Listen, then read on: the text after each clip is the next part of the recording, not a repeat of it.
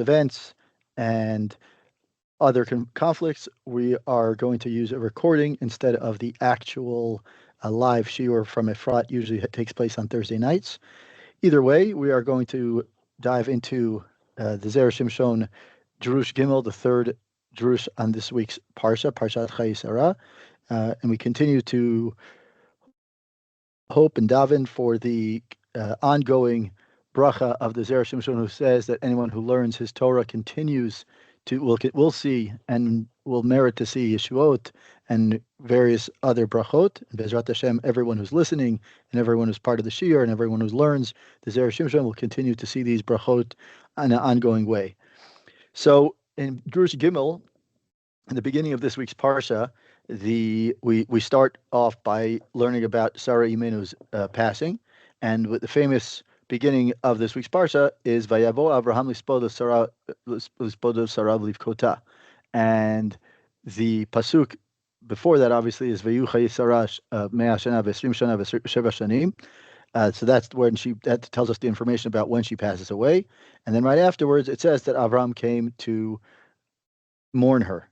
And the question is, if we look at the psukim a little bit more carefully, we understand some insights as to what's happening in terms of Avraham Avinu's response, and also overall, in general, how people mourn and how we should mourn for people who are tzaddikim at that level. So, as it says, the pasuk reads, "Vayavo Avraham lispoda Sarah kodem livkota." If we read the pasuk, it says first he came to eulogize Sarah Imenu, and then before that word lispod l'Sarah comes before livkota. So he already you see tchila adam bochel meto v'asof maspido tishlosha levechi v'shiva le'esped. V'od lama yesh kaf ze'era b'imlat livkota. So the Zera Shimshon is already asking pretty standard questions that are known and commonly asked around the Mifarshim, and he says, first of all, we should be doing is we should first Avraham Avinu should have, if we understand what Avraham Avinu was doing, we should be saying a person usually does is when a person passes away, we first do is cry, and then we eulogize. We don't do it the other way. And as the Gemara in Moed Katan says, that regards to the first week of Shiva, the first 3 days are meant for weeping, meaning crying, and the last remaining 4 days are meant for eulogizing. So that means halachically, and there is actually a halacha about that, is that the first 3 days of Shiva, unless you don't have a choice, you're really not supposed to visit the Avel, because that they're still focused on the crying and on that aspect of the loss. So, and then also he asked, the Zera Shimshon asked, the second question is, why is there a small kaf in the word livkota? Right, that's a very standard, famous question that's asked everywhere. And if we look in the actual Sefer Torah, you'll see, and many Chumashim, you'll see a small kaf. So he says, he offers several approaches to it, and all of them will go through to at least two of them, three of them will go through. So he says as follows: V'yuvan b'masha katuv ba'al sefer ma'avar yabok b'ma'amar sfat emet perek yutet. He quotes, Zera Shimshon quotes a sefer called the Ma'avar Yabok, which was authored by someone in Italy around 5386, which is well over 300 some odd years ago ago, and he says that v'hasped lamet hu to'elet gadol. He says that when we eulogize the dead person, the person who passed away, it offers great benefit to the dead, the soul. Because as the result of the fears that the eulogizing that we offer, it brings up. He says that this great gates of tears open up, and basically we do is remove or kind of distance the harsh judgment away from the deceased person. So when we come to shed tears over someone who has died, it saves them. It actually does. Is the more crying we have, it actually offers more mituk hadin, or sweetness of the din against that would be otherwise be put into place or put against the deceased. Kamram, as it says, Sharei dima lo ninalu. It says in brachot that the crying, the gates of tears are not locked. Omnam, however, tzarich sheyeh habechi lito'elet hanefesh v'lo lito'elet hachomer. He says that the the crying that we do should be to benefit the soul, if you will, and for has some sort of spiritual objective, and it shouldn't just be some sort of material objective, meaning that the crying must be uh, not just for the sake of crying, but rather actually we're, kind of have, even when we're mourning the loss of someone, we should still have some sort of focus and kavanah that the crying that we do, the tears that we shed, are really to elevate the person's neshama. Ad kan l'shono. That's what the Ma'avar Yavok says. Ukedei l'ramos habechi shelo hayat l'to'elet hanefesh. And how do we indicate? So how do we know that the Avram's crying was indeed for a an objective, and it wasn't just a stam crying. V'lo l'to'elet hachomer. It wasn't just for material, like we said. Hiniach kaf ze'ira lomar shemi'et b'vchiyato ela mechmat esped l'to'elet hanefesh. Amar lispod l'sarav achar kach v'liv kota. So this is why first he says that the Torah puts a small kaf, the small letter kaf, to tell us that he limited his crying, and he did not cry on a material level. Rather, he was crying on account of the eulogy, which was on a spiritual level. Mishum hachi, and that's why it says first he came to eulogize her, and then he came to leave kota to weep for her, by saying that Avraham eulogized her before that he cried. It's before the pasuk says that he cried for her, meaning that it says lispod l'sarav v'liv kota. It should be, but you would otherwise say, which first come crying and then come to eulogize. Here, because the pasuk writes it in this way, the Zera Shimshon understands that by writing the term weeping only after the a with a small kaf, and second of all after the word lispod for eulogizing, it indicates that he was really focusing on the amount of eulogizing that he did was for a spiritual purpose, and the crying that he did was also for a spiritual purpose, meaning he limited the amount of crying he did that was on a physical purpose. Okay, and now that's one approach. Second approach is va'od yesh lomar shakatuv lo zachar b'chiyah rishon. Right, the first, it doesn't say to anything that where it says lispod l'sarav v'liv kota. It doesn't shederach lavo b'chmat teva. Right, it should have come out and naturally. Meaning, when we say is that when the pasuk doesn't say that is not it's not telling us lispod l'sarav v'liv kota means that there's like some sort of second. It's almost like it's saying it's like there's like a secondary crying. So what the Zera Shimshon is saying is that the natural crying that happens upon hearing that someone has passed away, so he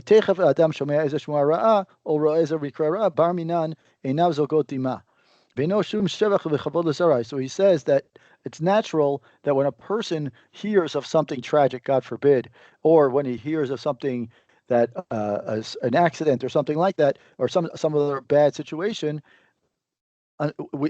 our eyes already flow with tears, our eyes fill with tears, and that is the initial one. That's the initial crying. That's natural almost, and the pasuk doesn't have to tell us about that. These tears would not offer any real praise to sorrow, because that comes naturally to any person. So he says, that's why the Torah does not say cry first, meaning leave kotav, and then v'lispodah, meaning that it would come with and writes the term v'liv kotav with a small kaf to tell us that Avram's mourning sorrow was not just simply instinctive, meaning wasn't just, but rather was a result of his focus on her praises and her eulogy. In fact, if we look at the praises, the Midrash mentions, and the Zera Shimshon has the entire first drush of this week's parsha is based on a midrash where he goes through every one of the signs of Eshet Chayil, and the midrash mentions that every one of the Eshet Chayil is referring to Sarah Imenu. So the first drush, which is very, very long, goes through each one of the psukim of Eshet Chayil, and you can see beautiful pieces about how a husband, a wife, and other aspects of the relationship between a husband and wife based on the Zera Shimshon's interpretations. Indeed, when even the crying that comes as a result of a eulogy, it also doesn't have to mention it. So therefore, we see that the crying that comes when even when nowadays when we go to a funeral, we see the person as they're crying through the eulogy. It's natural that it happens. So therefore, the Vichlal Matayman, meaning that what happens is that that is as if to say that if Abraham eulogized Sarah, he also caused other people to cry over her. He must have been also crying himself. Meaning he's saying is that obviously his eulogy elicited other people to cry, and of course, if other people were crying, of course, Avraham was crying too. Chidusha kamash. Well, that means to say that she'af lachar she'avru yemei hamisped kol od shaya zocher ma'aseh gvurotea. What do we learn from this? We learn that even after the 7 days or the days of mourning, the acceptable days of mourning that Avraham took for Sarah or commemorated for Sarah, even after those days, every time he would remember Sarah Imenu's greatness and amazing actions and strengths, Beital, V'yirat Hashem, and everything that she did, whether it was affairs of her home, whether it was her fear of Hashem, Einav Zolgot Dima. That's his eyes which shed tears of mourning. Va'ati Shaper. Now he says this is exactly what it says. That's why we understand why Shefsik bin L'Sara Bein L'Spod Livkota V'Livkota. Now we understand why the pasuk reads. It says in between the word Lispod and Livkota, there's a word, there's Sarah, meaning that he eulogized, that the words, between the words eulogize, Lispod, and Livkota, weep for her, Shayal Lamar Lispod Livkota et Sarah, right? It should have said, Lispod Livkota et Sarah. So, Ela Vadai Shal Lispod L'Sarah, rather, it must be that when it says Lispod L'Sarah, Kfar Nigmar Chayuv Shayal Olah. So it means that Avraham already fulfilled his obligation of mourning. V'achar kach Livkota, afterward, when it says, we're talking about Livkota, Hunyan Acher, means it's something totally different. Meaning that what we see from here is that Avraham not only was careful with fulfilling his obligation of crying during the normal period, but even afterwards, he cried every time he heard or he remembered or recalled some sort of aspect of Sarah Imenu, whether it was her chesed, whether it was her commitment to Hashem, whether it were things that were happening around the house. Even so, he cried. And now the question that is a very interesting interpretation of the pasuk itself. You see, Lispod L'Sarah V'Livkota. Lispod L'Sarah is let's call it, he puts it almost like a pause. Lispod L'Sarah, comma, V'Livkota. So the Zera Shimshon understands that Lispod L'Sarah is one thing, meaning he Avraham Avinu, eulogized her and created, and during the acceptable terms of eulogizing. And then V'Livkota is afterwards, means after all the days that were accepted for mourning and the mourning period, he continued to cry for her, meaning he was sad and disappointed, but he would continue to every time he would recall some sort of aspect that would remind him of Sarah Imenu. This was showing us how great Sarah Imenu was, and the relationship between Sarah Imenu and Avraham was that every time Avraham Avinu, even after the acceptable mourning period, he would continue to cry and look at every aspect and say, this is where Sarah Imenu contributed, this is where Sarah Imenu contributed, look at the greatness of Hashem, look at the greatness of relationship. V'od, and now he offers another approach to the same, the whole idea of why Sarah Imenu his name is mentioned in between the crying and the eulogizing. Right? With a very simple question. Why do we have to say that Avram Avinu was eulogizing for Sarah? Who else would it have been for, right? We already know that Sarah Imenu died. So, of course, the next pasuk is going to talk about Sarah Imenu. There's no question about the pasuk. It's almost obvious. We just said, if the pasuk would have just read, Avram came to cry and eulogize, or eulogize and cry for with the way the language and the way the grammar reads in Hebrew, we would have understood, especially when it says Livkota v'Lispoda or Lispod Lisabda v'Livkota, we would have understood that it's referring to Sarah Imenu, right? Ela mishum de kaimerlan, rather the word Sarah is added to give us a certain kind of comes to teach us a certain kind of law about married women. Ola imo ve'ena yored, that she rises to the station of her and does not descend with him. Meaning that if a woman is married to a man whose stature is greater than hers, she is treated in accordance with his stature. So what happens? So it's as if to say that a person, when a husband is in a great level of a tzaddik, like Avraham Avinu, when Sarah died, when they got married, Sarah elevated herself, basically kind of rose up, and then now she is viewed as Avram Avinu's wife, meaning the person is viewed as in the eyes of the husband. And so when a woman is eulogized not only on account of her own accomplishments, which is obvious, but she's also on the account of her husband.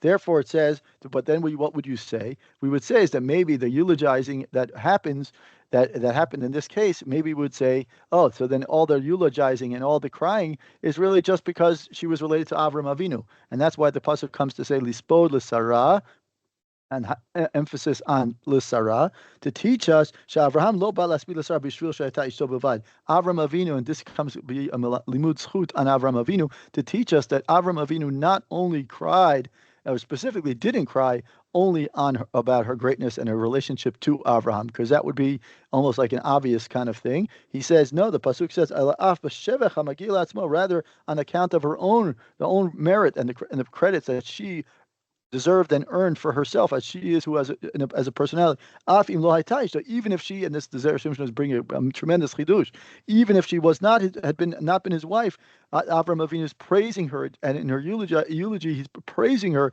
for the greatness that was Sarah Imenu.